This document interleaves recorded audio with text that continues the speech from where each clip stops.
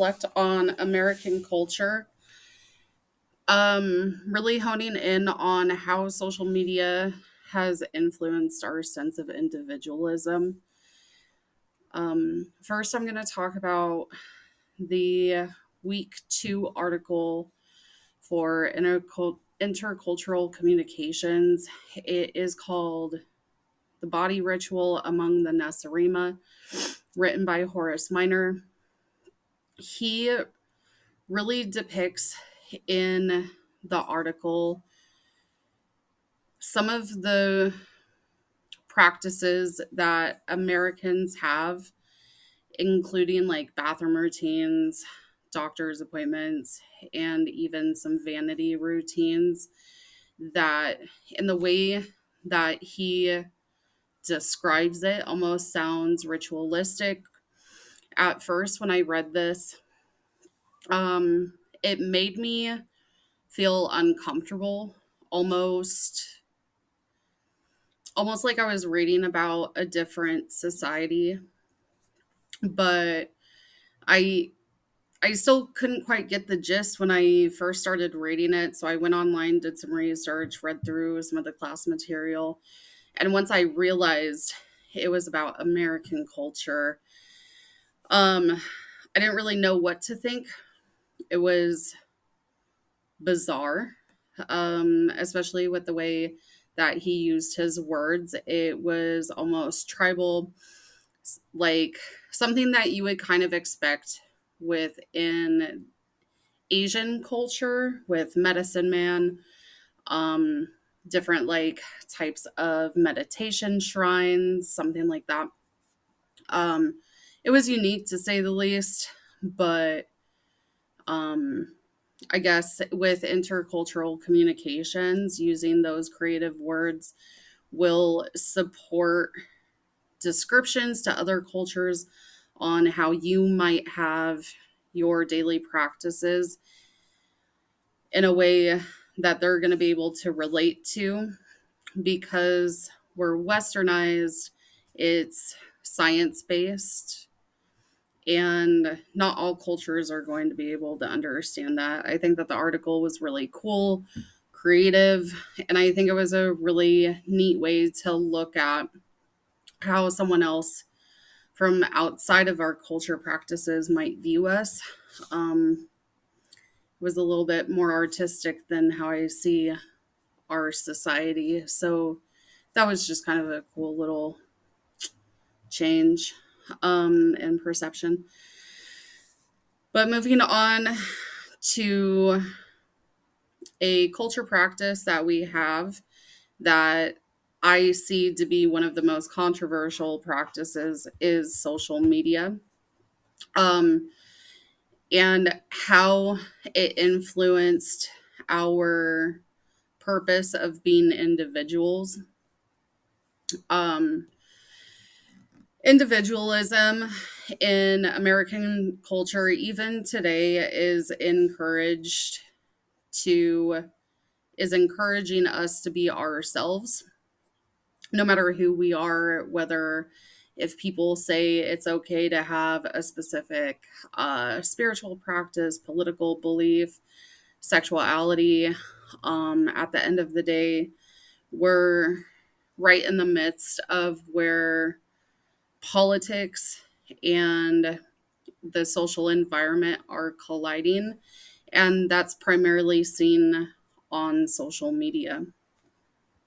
Um, when social media was first created, it was MySpace and Facebook. That's like kind of where it peaked.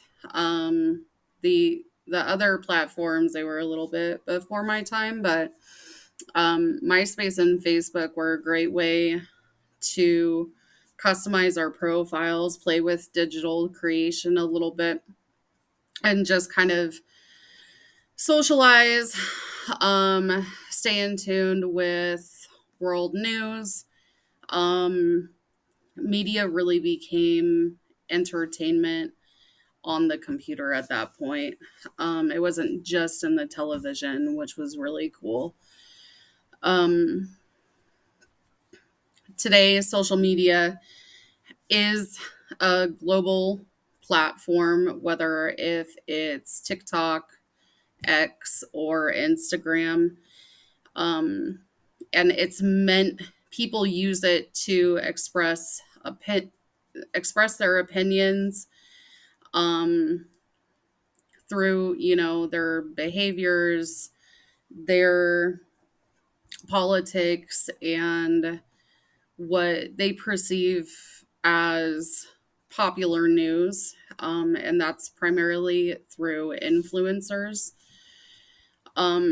Those of us who are in the influencers community have really censored ourselves because of the risk factor that goes with not having as many follows, and the risk of being publicly humiliated or globally scrutinized has been a real concern for um, a lot of us.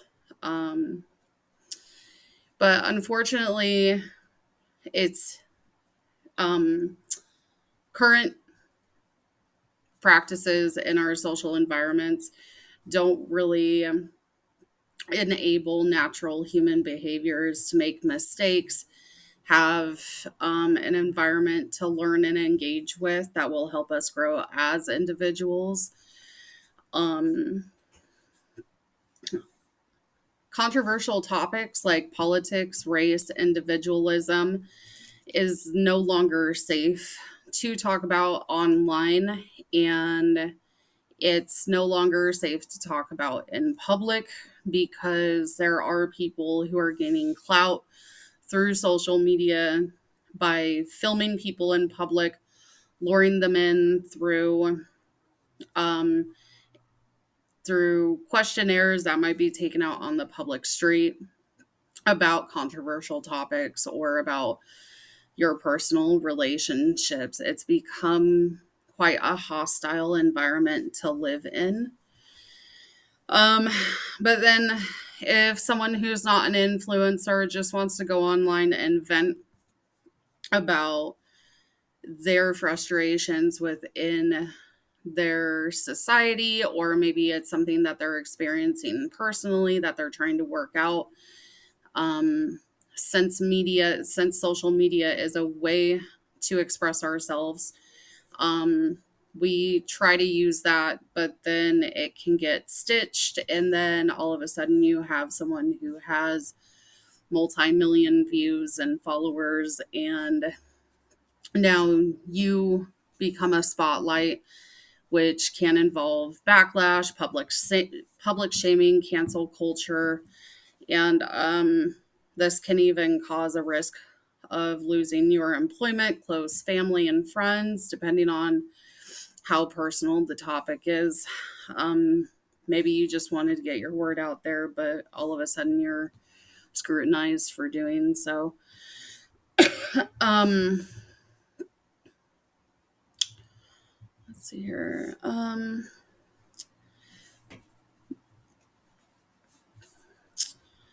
Influencing has created a social hierarchy environment, and it's it's making the weight of politics diminish and becoming more of a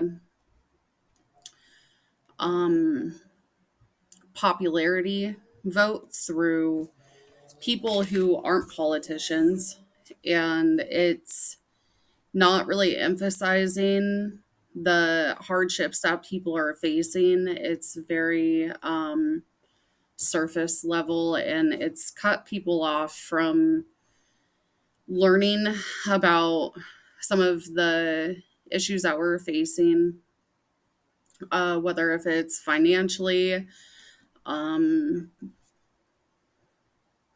maybe even like global exchange. I don't really want to bring up too much on that, but it's minimizing the need for um, political growth. I'll exit that and edit that out.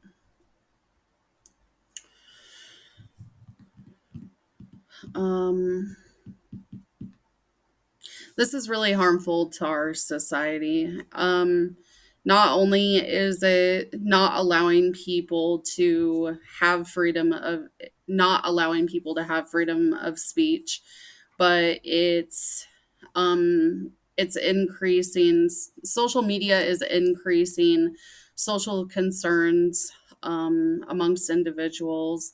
It's also creating other mental health effects such as depression, isolation, um, distrust in your community, and it's creating excessive verbal filtering, self censorship, and the pressure to conform to social norms that have been influenced by influencers on social media because that's what they do. They influence people and they promote specific things that might seem diverse and it might seem like the right thing to do, but it's leaving out a lot of factors that people need to take into consideration when looking at what diversity is. Like, if you have um, an understanding that there can't be just one opinion, so like politically, if we use that as an example, it would be like Democrats and Republicans. At the end of the day, people are really not being accepted because of a more conservative point of view. And while the more liberal point of view is saying that they're the only way, and that's where the public shaming comes in, and it becomes a little bit more concerning when when we look at individualism because it's undermining who we are as individuals. Um,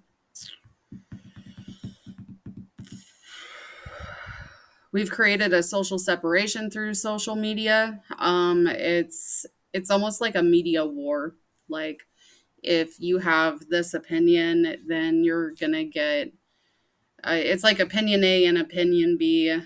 Opinion A is always going to go against opinion B, and it's like having two separate social environments, and you can't really cross over group A and group B because it's just not accepted.